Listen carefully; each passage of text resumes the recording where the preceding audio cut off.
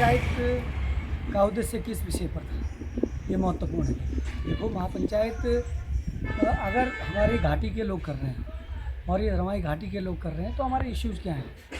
अगर हमारे क्षेत्र के लोगों के हित हो रहे हैं तो उस संदर्भ में महापंचायत का गठन होना चाहिए। लेकिन अगर उस महापंचायत में कोई बाहरी आकर अपनी दुकानदारी चलाना चाहे तो फिर इस क्षेत्र के साथ एक कुठाराघात है।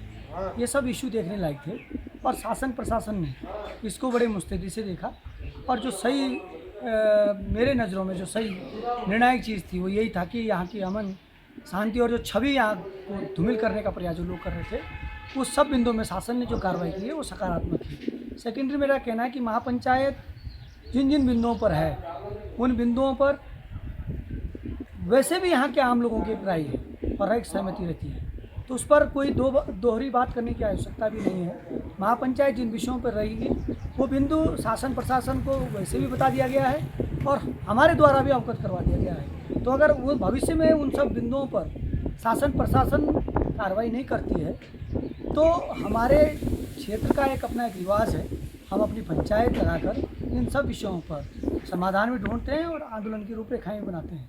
लेकिन वर्तमान परिस्थिति में जो दिखाया गया था वो पुरोला के हालात नहीं थे। पुरोला एकदम सामान्य हालातों में चल रहा है और आज बहुत शानदार तरीके से व्यापार मंडल ने अपने सभी व्यापारी प्रतिष्ठान जो है वो विधिवत खोले भी हैं और काम भी चल रहा है।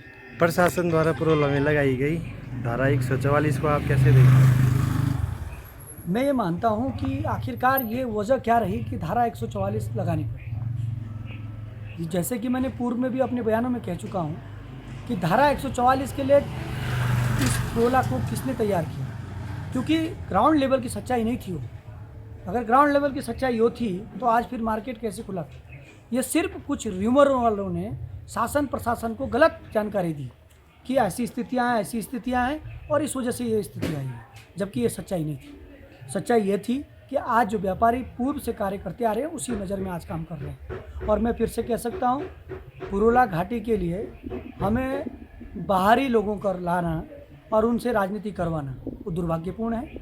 हमारे लोगों को मालूम है हमें अपने माँ माटी मानुष की रक्षा करनी आती है और उसको लेकर जब जब ऐसी चीज़ें हुई हैं यहाँ का क्षेत्रवासी यहाँ के जनवासी हमेशा आंदोलित रहे हैं और उनको अमली जामा पहनाने का काम किया है और जो आरोपी रहा है उसको सलाखों को पीछे भेजने का काम किया है। तो मैं मानता हूँ कि चौथे स्तंभ की भी एक बड़ी भूमिका है, वो भी जो सकारात्मक पहलू है वो दिखाए और जो अगर कोई व्यक्ति नकारात्मक छवि बनाना चाह रहा है तो उसकी बिल्कुल आप खंडन करें और सही चीज़ों को जनता के सामने लाएं।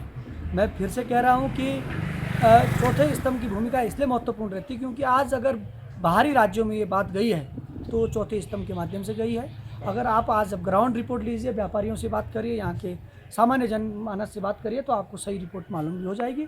और मेरा अपने समस्त जनपद वासियों से कहना है कि बिल्कुल पुरोला की स्थिति जैसे पहले थी वैसे आज है। हाँ, जब जब कोई व्यक्ति गलत तरीके से करे, वो किसी भी कौम से रिलेट करता हो, गलत है। और मैं फिर से कह रहा हूँ कि मैंने पूर्व में भी कहा है कि एक व्यवस्था बननी चाहिए कि हम लोगों के पास बाकायदा अधिकार है कि एक वस्ती निवास प्रमाण पत्र जारी हो और वो थाना अध्यक्ष और जो नगर का या ग्राम का जो प्रथम नागरिक है, ग्राम प्रधान या नगर पंचायत अध्यक्ष, वो मिलकर उस चीज़ को आइडेंटिटी करे, शासन को अवगत करवाएं कि सही क्या है गलत क्या है। और जो इस तरह से जो व्यक्ति व्यापार की दृष्टि से आते हैं और अपनी आईडी को छुपा देते हैं, उन सब की चीज़ों को बाहर आना चाहिए क्योंकि वो उनके लिए भी ठीक है और शासन प्रशासन के लिए भी ठीक है। इस ओर शासन प्रशासन को काम करना चाहिए।